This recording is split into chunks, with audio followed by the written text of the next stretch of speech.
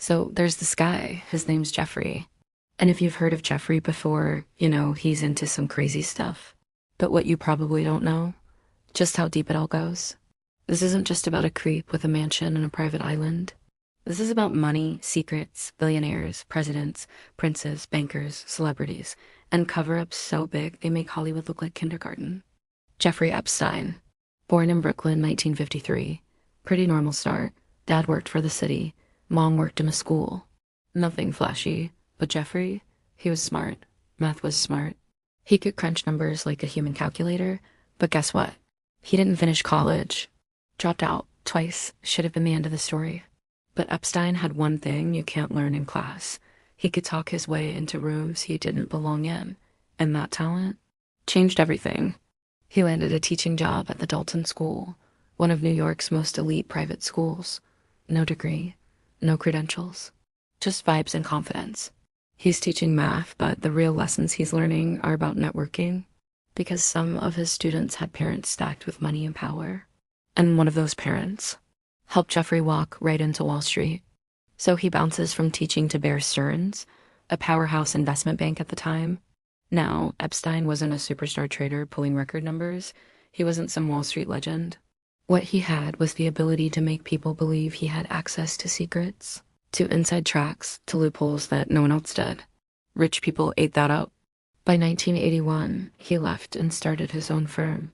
But here's the kicker. He said he only took billionaires as clients. That was the pitch. Sorry, if you don't have a billion, I'm not your guy. It was cocky, but it worked. And that's how he landed Leslie Wexner, the billionaire behind Victoria's Secret. And this is the turning point. Because Wexner didn't just let Epstein manage a portfolio. He gave him everything. Control over his trusts, his houses, his money, his paperwork. No one knows why Wexner trusted him that much, but suddenly, Epstein wasn't just playing rich, he was living it. From there, his lifestyle went crazy. A $71 million mansion in Manhattan, bigger than most museums, a Palm Beach palace.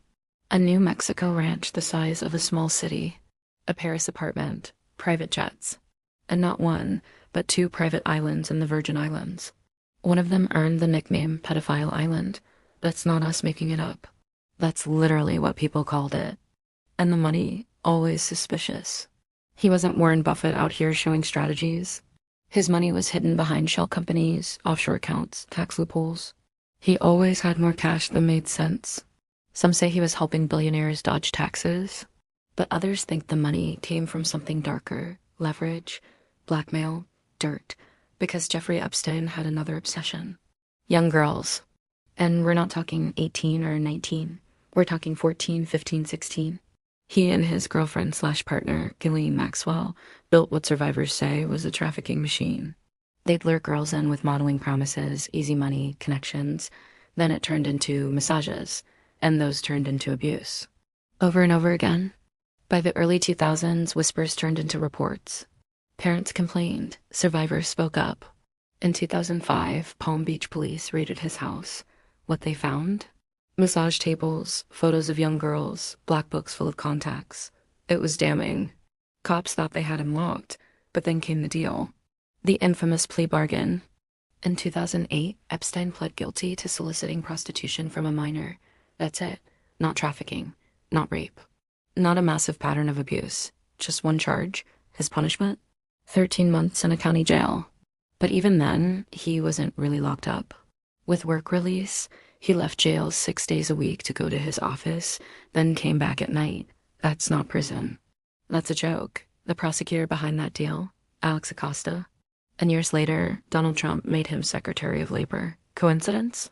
You tell me. Even after being branded a sex offender, Epstein didn't vanish.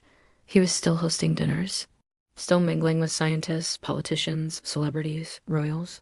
Still flying people around on his jet, nicknamed the Lolita Express. Still making money off billionaires and banks that should have cut him loose. Nothing stuck until 2019. Investigative journalists dug deep. Survivors got louder. The walls closed in. Epstein was arrested in New York on sex trafficking charges. This time the evidence was stacked. Flight logs, photos, witness testimony. Epstein was cornered. And then, August 10th, 2019, Epstein is found dead in his cell. Official story? suicide by hanging, but the details? They don't add up. Guards who were supposed to check on him. Asleep, security cameras outside his cell, broken, his injuries. Some experts said they looked more like strangulation than hanging. And the timing? Just days after court documents named powerful men tied to him. Convenient, right? So the question, did Epstein kill himself, or was he killed? Because here's the thing, Epstein wasn't just a creep. He was a hub. The guy in the middle of a spider web, holding strings to the world's elite. Presidents, princes, billionaires, bankers. If he ever spilled everything, half the power players on the planet could have gone down with him. Let's talk names. Bill Clinton flew on Epstein's jet more than 24 times. Says it was for charity, but flight logs are flight logs. He also visited Epstein's townhouse in New York. He admitted it, tried to downplay it. Always just business. Prince Andrew. Photographed with Virginia Giuffre, one of Epstein's victims. She says she was trafficked to him. That photo, Andrew with his arm around her waist, Ghislaine Maxwell smirking in the background, is infamous. Andrew denies it. But the picture doesn't lie. Alan Dershowitz, Harvard lawyer. Accused by survivors, denies it, sued back. But his name keeps coming up. Leslie Wexner handed Epstein his fortune to manage. Why? Still unexplained. Liam Black, billionaire who paid Epstein millions for mysterious advice. Elon Musk, spotted in photos, claims he barely knew him. Still, his name's on the list, and those are just the tip. Epstein's world was a who's who of the rich and powerful. But let's go deeper on Donald Trump. Trump and Epstein were not strangers. They were Palm Beach neighbors. They both loved parties, models, attention. There's video of them at Mar-a-Lago in the 90s, laughing, surrounded by cheerleaders. Trump even told a reporter once, "I've known Jeff for 15 years. Terrific guy. He likes beautiful women as much as I do, many of them on the younger side." That's a direct Trump quote. Epstein attended Trump's wedding. Trump flew on Epstein's plane. Virginia Giuffre says she was recruited while working at Mar-a-Lago. Later, Trump claimed he banned Epstein from Mar-a-Lago for hitting on an underage girl. But that ban story only surfaced after Epstein's crimes were public. Before that, they looked like friends. And then the birthday card. Here's the actual card that came out.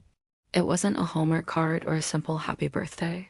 No, this was shaped like the outline of a naked woman's. Torso, curves, breasts, everything.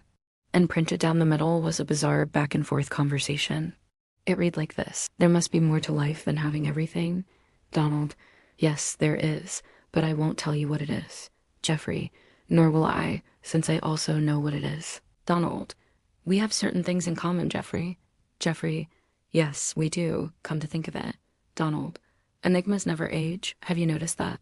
Jeffrey, as a matter of fact, it was clear to me the last time I saw you. Donald, a pal is a wonderful thing. Happy birthday, and may every day be another wonderful secret." And at the bottom, Donald J. Trump, with his signature. Yeah, that's not a meme. That's the actual card, a naked woman outline. Flirty, cryptic dialogue between Donald and Jeffrey, and a line about every day being another wonderful secret. Trump has denied it, says it's fake, says the signature doesn't match, but the card is real, sitting in the files. House Oversight Democrats displayed it. And whether you think it's authentic or not, it's one of the strangest, creepiest pieces of evidence connecting the two. And here's the bigger point. This wasn't some random greeting card. It was personal. It was intimate. It suggests inside jokes, shared experiences, and secrets between Epstein and Trump. And if Epstein's whole empire was built on secrets, that's damning. At this point, if you're still watching, hit subscribe, because the rabbit hole only gets darker from here. Let's zoom in on Epstein's island, Little St. James. Survivors called it hell. They described orgies, hidden rooms, young girls being trafficked in, powerful men being flown in. There was that strange temple-like structure with blue and white stripes, topped with a gold dome. Some say there were tunnels underneath. No one knows what exactly happened there, but everyone agrees it wasn't innocent. And the Manhattan Mansion, a fortress of secrets. When police raided it, they found a safe stuffed with diamonds, stacks of cash, and multiple passports under different names. They found photos of girls, and bizarre art, like a painting of Bill Clinton in a blue dress and red heels. Epstein collected these trophies, mocking the powerful men in his orbit. Like little reminders that he owned their secrets, the banks played a role too. And this part, it'll make you furious. J. Morgan and Deutsche Bank kept Epstein as a client even after his 2008 conviction. Compliance officers flagged transactions, said it looked suspicious, but the accounts stayed open. Money kept moving. Epstein kept pulling in cash from shell companies in the Virgin Islands. He was too connected to touch. Now compare that to Kanye West. In 2022, J. Morgan dropped him after his anti-Semitic comments. Kanye didn't have trafficking charges. He wasn't running a pedophile island. He said vile things, yes, but the banks acted fast, cut him off, sent him packing. Epstein, a convicted sex offender with dozens of underage victims tied to his name, he kept his bank accounts. He kept moving millions. He was welcomed until the public heat got too loud. That's the double standard. A rapper gets dropped for offensive speech, while a trafficker keeps the money pipeline open. Why? Because Epstein's clients weren't broke musicians. They were billionaires, politicians, royalty. And that's the part no one wants to admit. Banks don't protect morality. They protect money. And Epstein had the kind of money and the kind of connections that even scandal couldn't shut down. And then there's the blackmail theory. Maybe Epstein's real business wasn't finance. Maybe it was leverage. Invite the powerful. Give them what they want. Record it. Photograph it.